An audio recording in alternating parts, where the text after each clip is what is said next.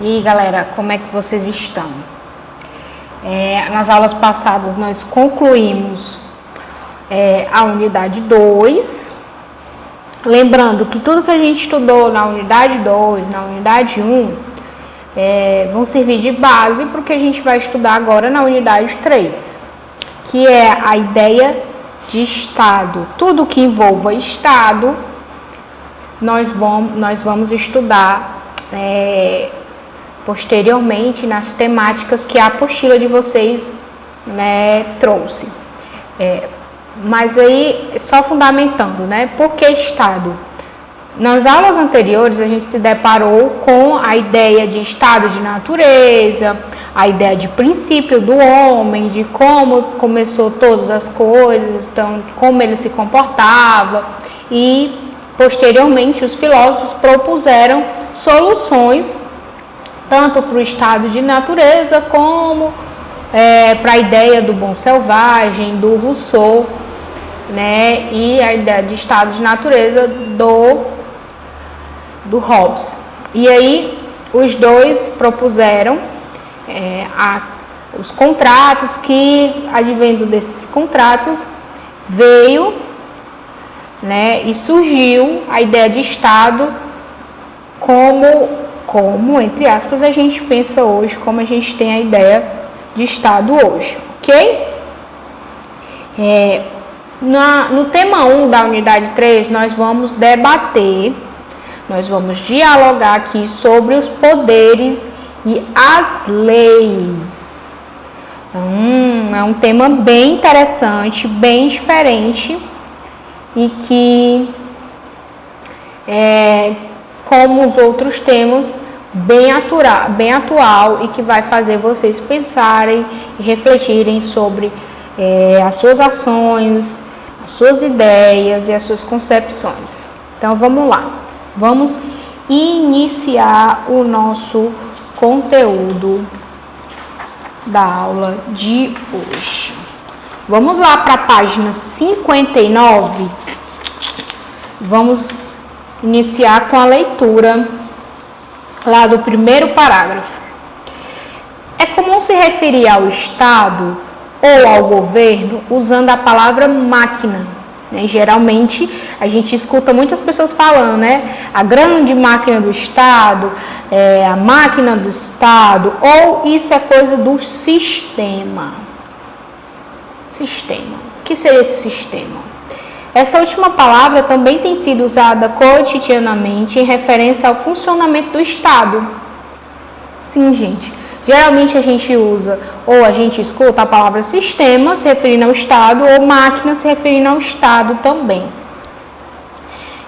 E como eu já havia falado, o objetivo desse tema é analisar essa máquina, analisar esse sistema, o que seria o Estado, como funciona o Estado, quais são as características, o que fomenta, o que organiza o Estado, ok? Então, esse tema ele tem por esse objetivo, a gente conhecer o Estado, conhecer a nossa estrutura, que é muito interessante.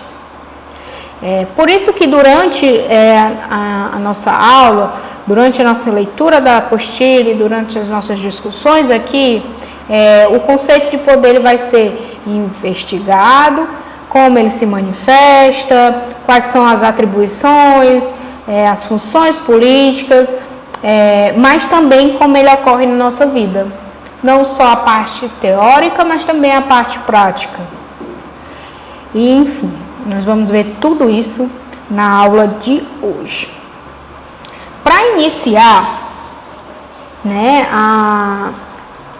a nossa aulinha, eu trouxe uma charge que se encontra na página 59, está no seu slide e também está na sua apostila. E aí eu trouxe essa charge para a gente dialogar sobre, aqui já é um spoilerzinho do que a gente vai ver posteriormente nas aulas, e a gente vai dialogar sobre essa questão, sobre essa charge que traz uma crítica à relação de poderes no Brasil. Nós temos aqui o primeiro poder, o legislativo, ele vai elaborar as leis. Nós temos um homem segurando uma caneta, representando um legislativo, e ele diz: eu elaboro as leis. Nós temos um homem segurando uma balança, significando aqui o judiciário, e ele fala: eu aplico as leis. Nós temos o executivo segurando aqui uma papelada, e ele vai dizer: eu administro. E nós temos o poder paralelo, que é: eu executo. Ou seja,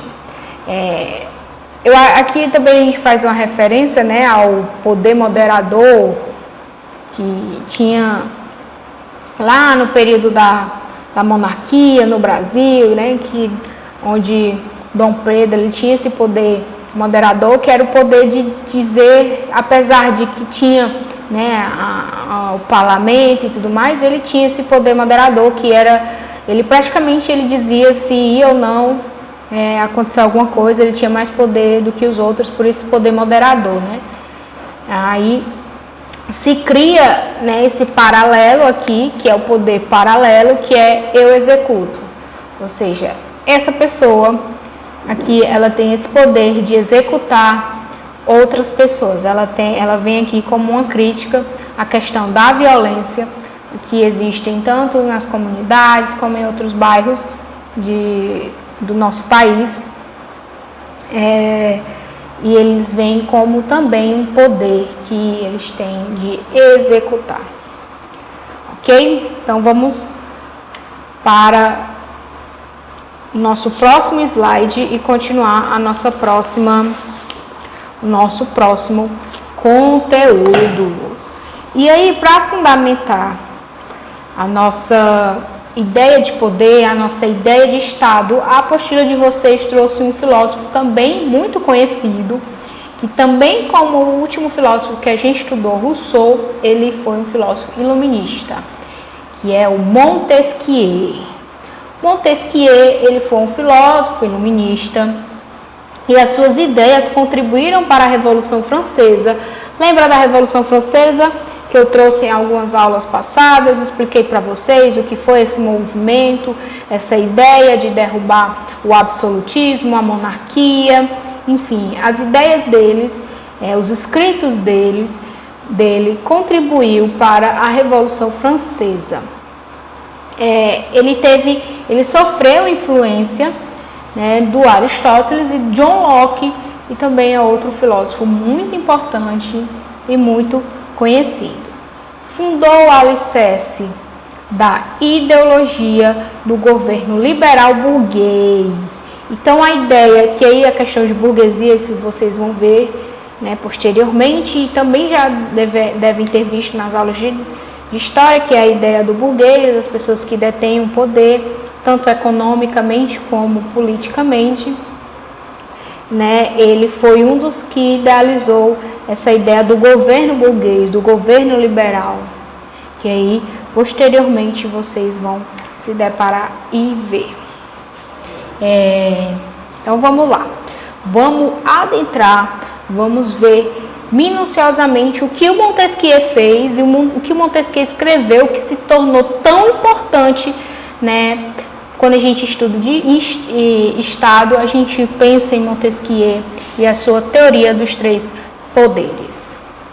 O filósofo em questão queria estabelecer uma estrutura que impedisse formas de despotismo. Carol, o que é despotismo? Não tem problema, a gente vai explicar agora. O despotismo é o modo de governo no qual todo o poder se concentra de forma ilimitada nas mãos do mesmo governante, chamado de déspota. Então, o absolutismo, lembra do que eu falei do absolutismo? Ele é uma ideia de despotismo, certo? O rei, o monarca, ele é um déspota. Por quê? Tudo que a gente pensa em poder, toda a forma de poder, ele vai se concentrar na mão dele. Então, mais uma vez, ele vai dizer o que deve ou não fazer, como ou não fazer. Então, todo o poder de um determinado local, de uma determinada cidade, vai estar na mão do rei absoluto, ok? Então, mais uma vez, o despotismo é uma forma tá dentro do absolutismo. O absolutismo é uma forma de despotismo e o déspota, ele pode ser um rei ou um monarca. Ok? Ficou claro a ideia de despotismo? Vou falar mais uma vez. É o modo de governo no qual todo o poder se concentra de forma ilimitada nas mãos do mesmo governante, chamado de déspota. Então, vocês,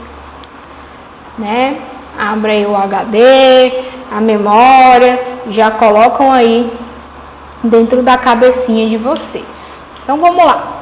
O próximo, Espírito das Leis. Espírito das Leis foi um livro, certo? Do Montesquieu, muito famoso quando a gente estuda questão de estados, leis, tanto na filosofia como no direito. Quem se interessar em fazer direito, quem se interessar em fazer filosofia, vai se deparar com esse livro chamado O Espírito das Leis. Ele é de 1748, muito famoso mesmo. Mas, Carol, o que tinha nesse livro, o que tinha nesse texto que o deixou tão importante e que a gente precisa tanto ler, que a gente se interessar sobre essas questões? Então, vamos lá, gente. O Montesquieu vai afirmar que o que propicia ao tirano ou ao déspota atuar com autoridade e violência é o fato de que ele acumula todo o poder do Estado em suas mãos. Ou seja,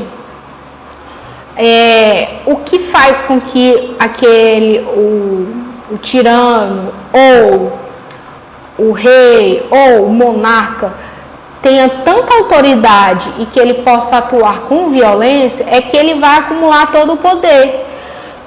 Tudo que envolva o Estado, tudo que envolva as características do Estado, tudo que o Estado tem que fazer, vai estar nas mãos do monarca, do tirano, do déspota.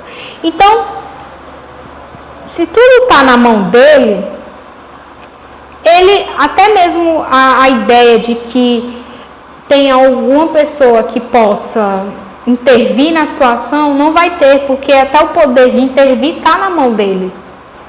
Então, por isso que ele age com autoridade, com violência, sem pensar nas consequências, sem pensar em nada, porque ele tem o poder de tudo. Ele tem um poder absoluto. Então, vamos lá. No livro 11, o Montesquieu vai propor um sistema. E qual seria esse sistema, Carol? Ele vai propor um sistema de freios e contrapesos. Ele vai propor um sistema que vai frear esse poder absoluto do monarca, do déspota. Ou seja, um mecanismo que impedisse esse acúmulo de poder. E aí ele vai afirmar que em sua tese que é necessário que o poder seja freio para o próprio poder, ou seja, é necessário que haja um poder que freie o próprio poder. Ou seja, é necessário dividir. Daí vem a ideia da divisão dos poderes. Daí ele cria essa divisão que vai frear, cada um vai frear o próprio poder, cada um vai ter essa ideia de frear um ou outro poder. E aí vamos continuar. A forma mais eficiente de garantir isso é pela divisão do poder em três.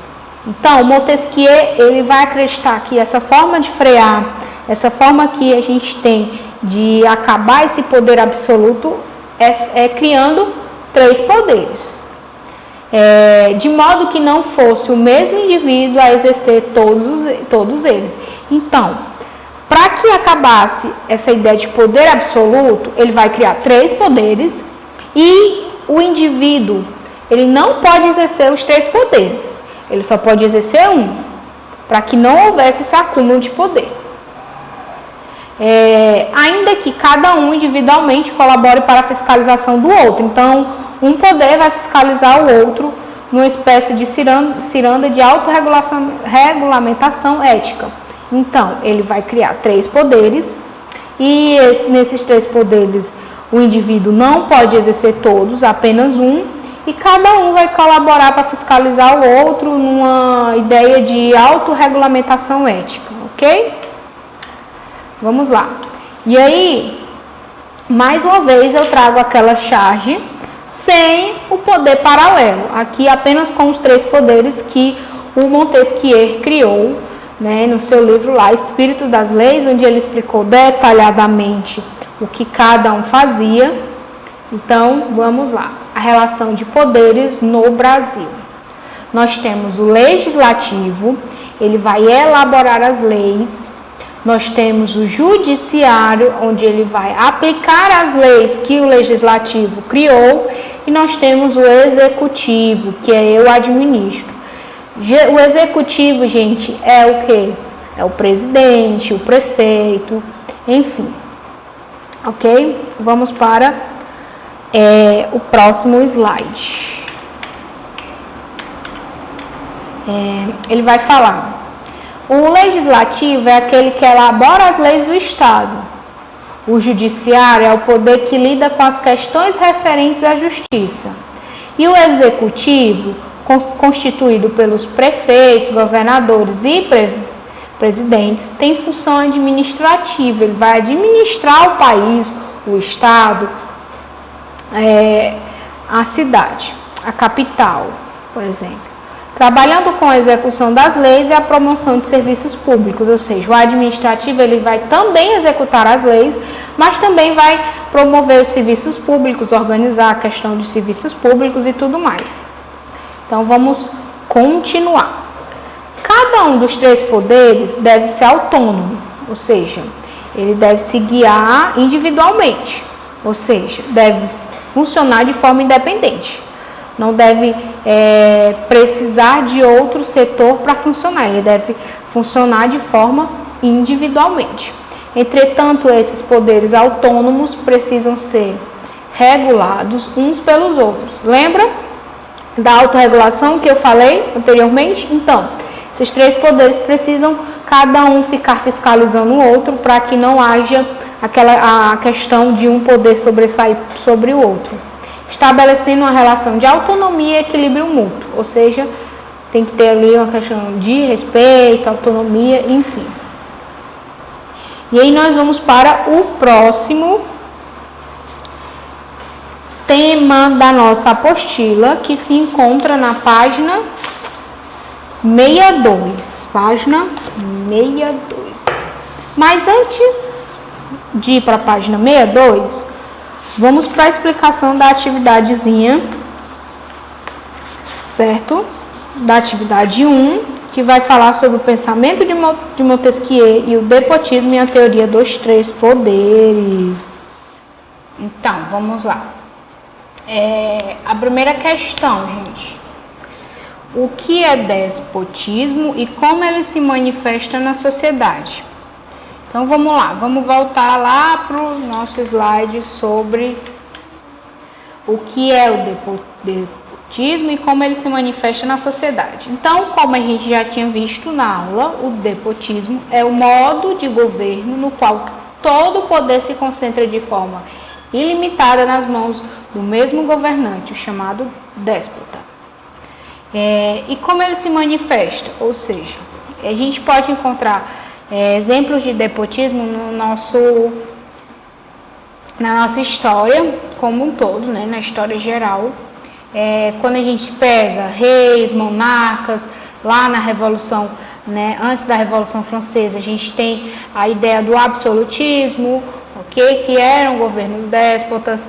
Então, não só isso, mas também a gente pode pegar também os tiranos, enfim, como ele se manifesta na nossa sociedade é quando a gente tem um governante que tem um poder total, o poder absoluto. Vamos lá. Vamos para a segunda questão. Qual a proposta de Montesquieu para impedir que o despotismo ocorra? Explique com suas palavras. Essa outra também é super fácil, não é, gente? Vamos lá. Qual foi a proposta que ele teve? Ele criou 3 poderes, ok?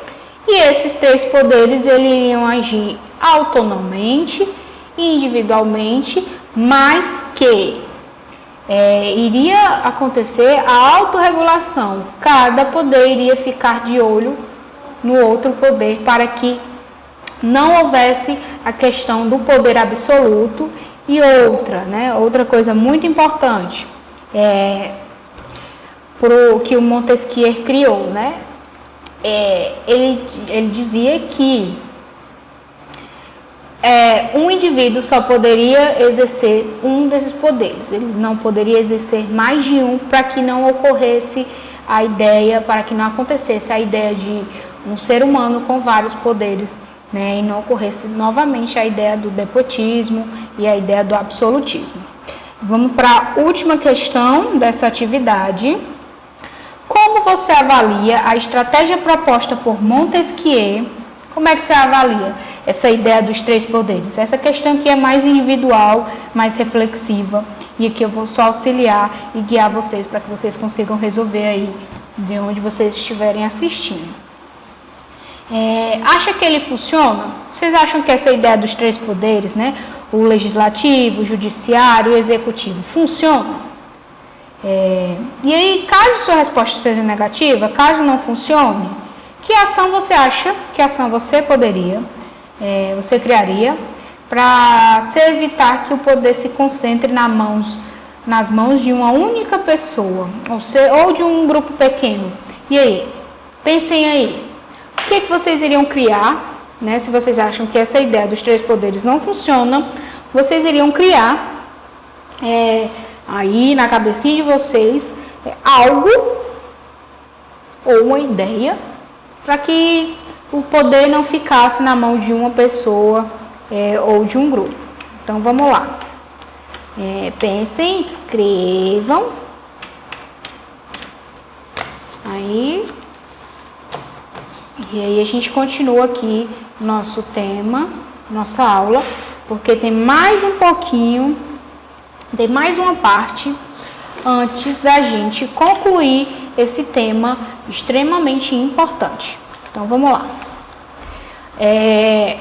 Estado versus governo.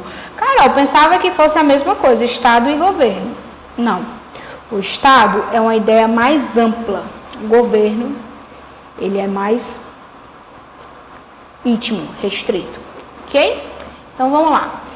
Estado, do latim status, significa um modo de estar, podendo ser entendido também como uma organização e como uma ocupação de lugares ou posição. Então, Estado, ele é o modo como está. Como é que está essa ocupação? Como é que está essa organização? Isso é o Estado. E aí a gente vai se deparar e vai ver um outro filósofo, o Nicolau Maquiavel. O Nicolau Maquiavel, gente, ele é extremamente importante. Ele é um dos filósofos mais famosos quando a gente pensa em política, quando a gente pensa em monarquia, quando a gente pensa em absolutismo, quando a gente vai estudar sobre como um governante deve se comportar. E aí a gente pensa logo em Maquiavel. Ele foi um dos muitos pensadores a utilizar a palavra Estado em seus escritos. Foi um dos primeiros a usar a palavra Estado em seus escritos, ok? Então vamos lá para um trechinho que eu peguei da apostila de vocês e a gente vai iniciar a leitura e dialogar depois, posteriormente. Pode-se compreender como Estado a estrutura na qual um governo se constrói em determinada época e lugar. Ou seja, o Estado é uma estrutura que o governo vai construir em determinado época ou lugar. Lembra lá, Estado versus governo? Então, o governo está dentro do Estado. Ele é algo que constitui o Estado, certo? E o Estado seria a estrutura na qual um governo se constrói em determinada época e lugar. Essa estrutura pode servir para explicar como se organizam as classes sociais, né? E aí essa estrutura dentro dessa estrutura nós vamos ver organização de classe social, as suas relações umas com as outras, as relações das classes sociais umas com as outras, o sistema de governo e a organização política, por exemplo. E aí quando a gente vê sistema de governo, lembra lá oligarquia, democracia, república, enfim. Dentro do Estado nós vamos encontrar tudo isso. Uma organização de classe social, a relação entre as classes sociais, o sistema de governo, a organização política, essas são uma das características e coisas que nós vamos encontrar dentro do Estado. E o governo, por outro lado, indica a vigência desse Estado, ou seja, quem está operando nessa época, nesse lugar. Ou seja, o governo seria as pessoas que estariam organizando essa época e esse lugar, né? Por exemplo, aqui nós temos quem? Camilo Santana, nós tivemos também tivemos a família Ferreira Gomes, ou seja, na época que estavam a família Ferreira Gomes, o governo, família Ferreira Gomes, eles eram as pessoas responsáveis por operar o Estado. Atualmente nós temos o que? O Camilo Santana, que é o responsável por operar o Estado. Então, posteriormente, daqui a 4 anos, nós vamos ter outra pessoa responsável por operar aquele Estado. Mas aí, Carol, mas aí você pode perguntar, Carol, mas assim, você citou só uma pessoa. E aí já vai de encontro com o que a gente estava estudando, que é não ter o poder nas mãos de uma pessoa. Mas aí vocês lembram que existiam os 3 poderes? Pronto, esses 3 poderes vão estar lá, existem os outros 3 poderes que vão regulamentar e vão fiscalizar as ações desse governante, desse governo, ok?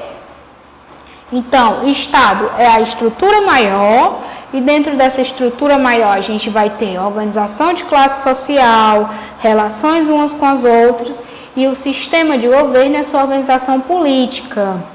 E o governo seria a vigência desse Estado, ou seja, quem está operando esse Estado nessa época e nesse lugar. Por quê?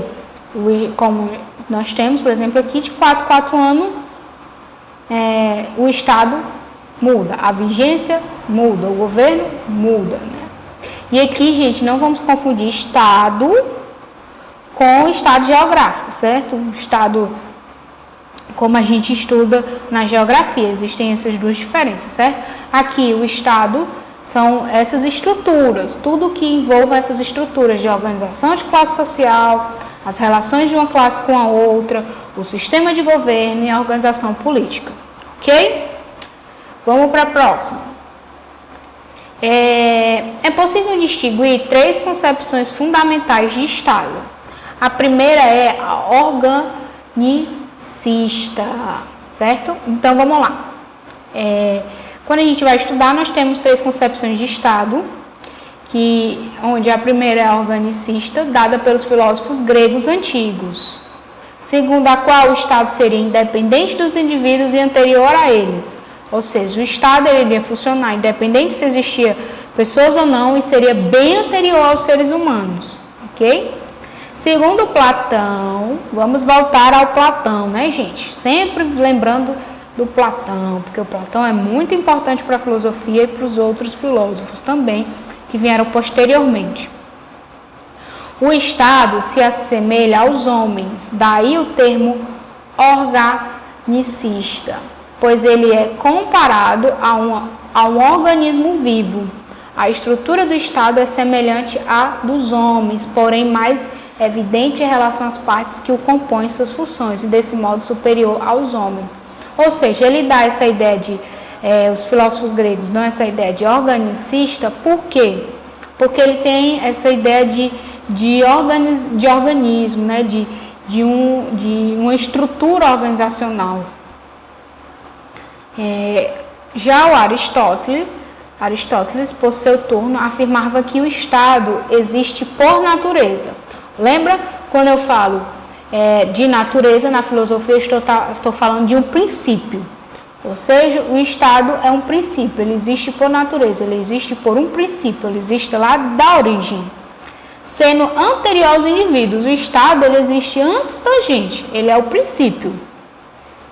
Considerando o indivíduo dependente do Estado, ou seja, seres humanos, para Aristóteles, dependem do Estado, já o Estado não depende do indivíduo, dado que este não é autônomo e necessita viver em comunidade.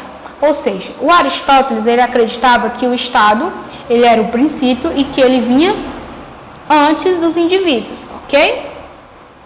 E esses indivíduos, eles precisam e devem ser dependentes do Estado porque eles não são autônomos e eles necessitam viver em comunidade. Então, é isso. Então, nós vamos ver aqui. Platão, resumindo, Platão acreditava que o Estado ele era um organismo vivo que se assemelhava aos homens, né, a questão da organização do homem, mas que ele era superior ao homem, ok?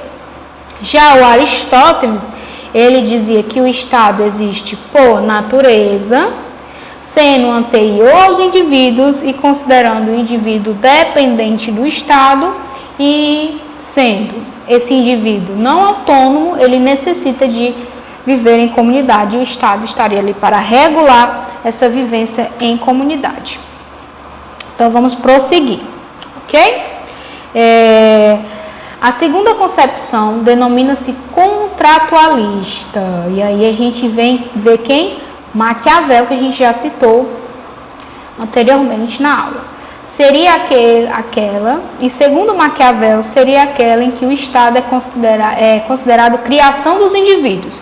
Então aqui, lá para os gregos, o Estado vinha antes dos indivíduos. Aqui para os contratualistas, o Estado seria criação dos indivíduos. E aqui quando a gente fala de contratualistas, a gente lembra lá do Hobbes, do Rousseau. Então a gente já pode lembrar que o que eles criaram? Eles criaram contratos, não é? Um criou o contrato para sair do estado de natureza, o outro criou contrato lá para organizar a questão da propriedade privada. Então, para os contratualistas, o Estado é considerado criação do indivíduo, diferente dos gregos, onde o Estado vinha antes dos indivíduos, ok? Então, vamos continuar. O filósofo romano Cícero já afirmava que o Estado era assunto do povo, sendo este mais do que um aglomerado qualquer de homens reunidos. Ou seja, o Estado, para o Cícero, não era apenas várias pessoas reunidas em um local só, não. Ele era assunto do povo, o povo deveria se preocupar com as questões do Estado. Em si, uma reunião de pessoas associadas por acordo, segundo princípios de justiça e por união de interesses. Então, ali as pessoas iriam se unir seguindo os princípios da justiça e por uma união de interesses. Na mesma concepção, ainda se pode mencionar a perspectiva de Rousseau. Lembra do Rousseau? Pronto, ele aqui está dentro dessa ideia de contratualista que eu já havia falado e aqui a gente vai mencioná-lo novamente, que via o Estado como instância dotada de poderes que os indivíduos lhe conferiam mediante a pactos e convenções, ou seja, o Estado era dotado de poder por Rousseau e os indivíduos eles estariam ali conferindo pactos e convenções, ou seja, eles estariam em comum acordo vivendo naquele Estado. Segundo o filósofo, o homem nasce bom. Mais uma vez, a gente lembrando lá do bom selvagem, ele nasce bom, mas é corrompido pela sociedade. Lembra? Lá da propriedade privada. Então, vamos lá. Diante dessa chance de corrupção, o contrato social entre os indivíduos seria uma maneira de criar uma sociedade que seguindo os combinados coletivos, poderia organizar o Estado. Então, mais uma vez, o Rousseau, ele acreditava lá no bom selvagem, que o homem nascia bom, mas quando ele se juntava lá com a sociedade e criava a propriedade privada, ele seria corrompido. E aí,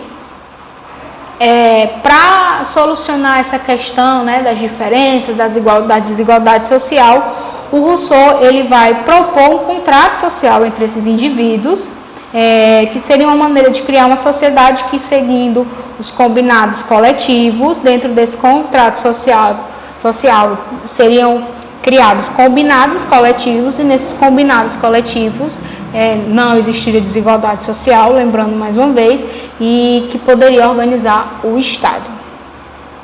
Então, eu finalizo aqui o conteúdo, mas a gente vai para as nossas questõezinhas, ok? E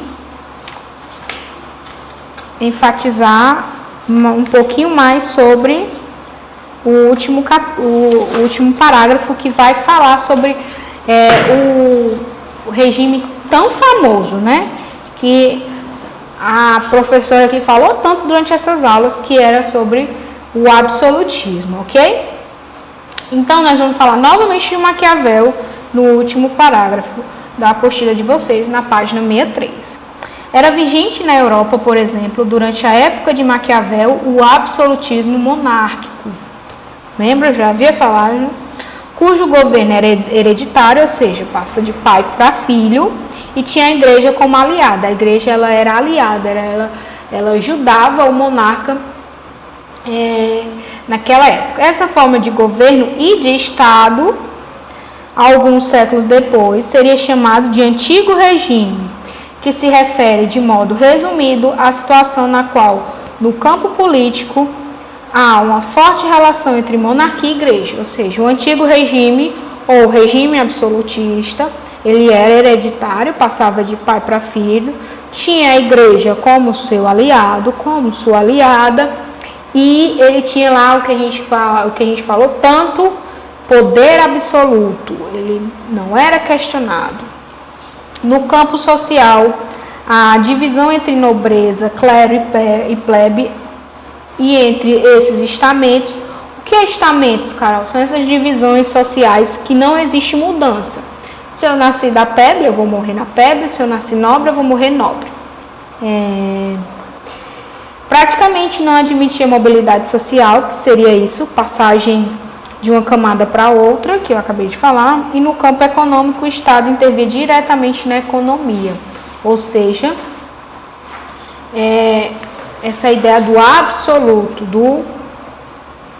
do sem questionamentos. E aí a gente vai se deparar com o Estado republicano ou democrático, que é o que a maioria dos países tem hoje, certo? É o estado em que a gente vive, é o modo em que a gente vive, a maioria dos países, mas a gente pode destacar também alguns outros estados que vivem de forma diferente, né?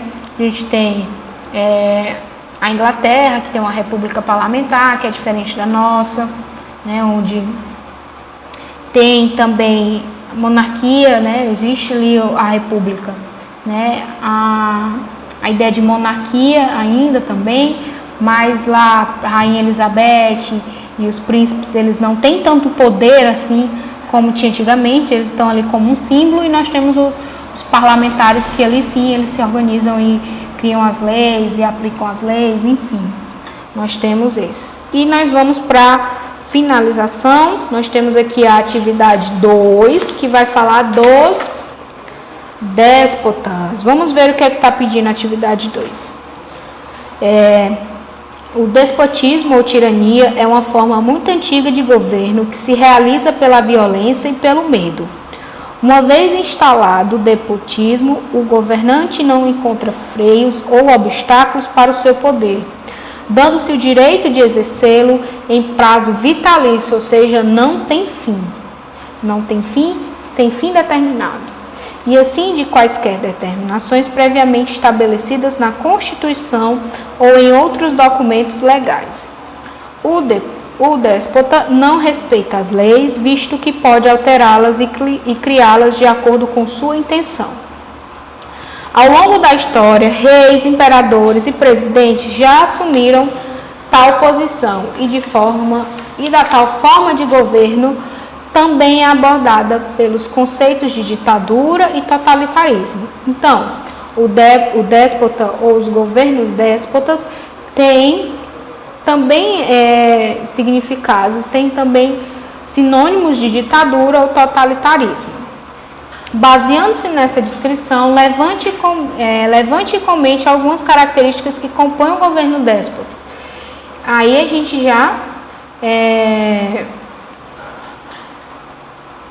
já comentou sobre eles, né? Sobre o governo déspota anteriormente, né? Então vocês vão lá, dão uma pesquisada, eu recomendo vocês pesquisarem um pouquinho mais sobre o despotismo e as formas de governo que a gente já teve, tanto no Brasil como no mundo, que aí vocês vão conhecer mais e vão conseguir abranger mais essa questão desse capítulo, ok? Então, gente, reforçando mais uma vez, estudem pela apostila, leiam os textos, se preparem, que já a gente já está mais da metade do nosso volume, vem aí as questõezinhas, vem aí a prova, então vamos se concentrar, que vai dar tudo certo, nós vamos conseguir finalizar tudo e teremos uma aprendizagem 100%, ok? Até a próxima, galera!